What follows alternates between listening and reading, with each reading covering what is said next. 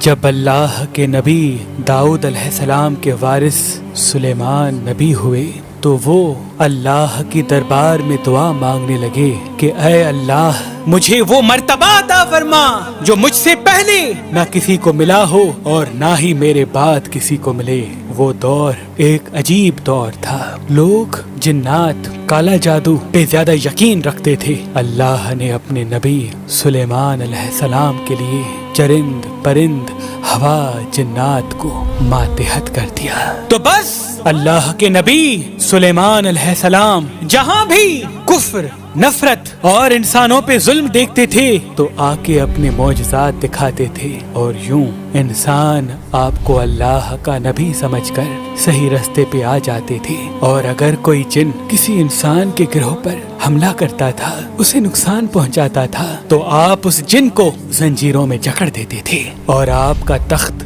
فضا اپنے کندھوں پہ اٹھائے پھرتی تھی، آپ آسمانوں میں پرواز کرتے تھے۔ تو ویسے ہی آپ آسمان میں پرواز کر رہے تھے، اتنے میں ایک جن آ کے آپ سے کہنے لگا کہ اے اللہ کے نبی، زمین پہ بابل کے پاس جنات کا ایک گروہ انسانوں پہ ظلم کرتا ہے، اور وہاں کے جن انسانوں میں حلول کرتے ہیں اور پھر انسانوں کو تکلیف دے کے یہ منواتے ہیں کہ ان کے پاس غیب کا علم ہے، اور یوں انسان بھی صراط مستقیم سے ہٹ رہے ہیں۔ جیسے ہی اللہ کے نبی سلیمان نے اس بات کو سنا تو آپ اپنے تخت کو بابل کی طرف موڑتے ہیں اور اس گروہ کے پاس آ کے کہتے ہیں، اے تکبر میں رہنے والو، اللہ سے ڈرو۔ وہ جنات کا گروہ حضرت سلیمان کی طاقت سے ناواقف تھا۔ اس میں سے ایک جن لیاب کہنے لگا، ہم کسی سے نہیں ڈرتے اور ہم اپنی مرضی چلاتے ہیں۔ اور اس کے قبائل کے کچھ جن حضرت سلیمان علیہ السلام کے تخت کے چاروں طرف سے آ جاتے ہیں اور کہتے ہیں، اگر تو واقعی سچا ہے تو ہمیں قید کر کے دکھا۔ تو بس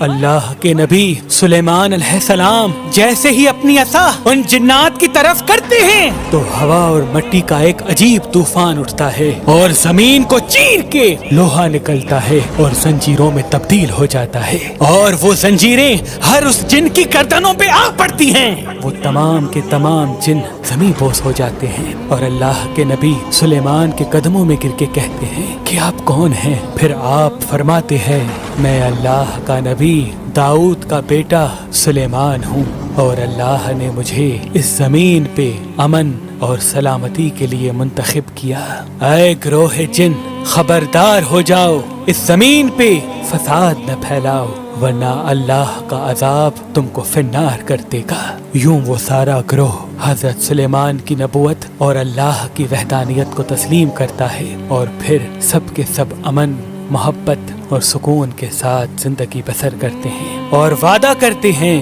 کہ کبھی بھی کسی بھی انسان کو تکلیف نہیں دیں گے۔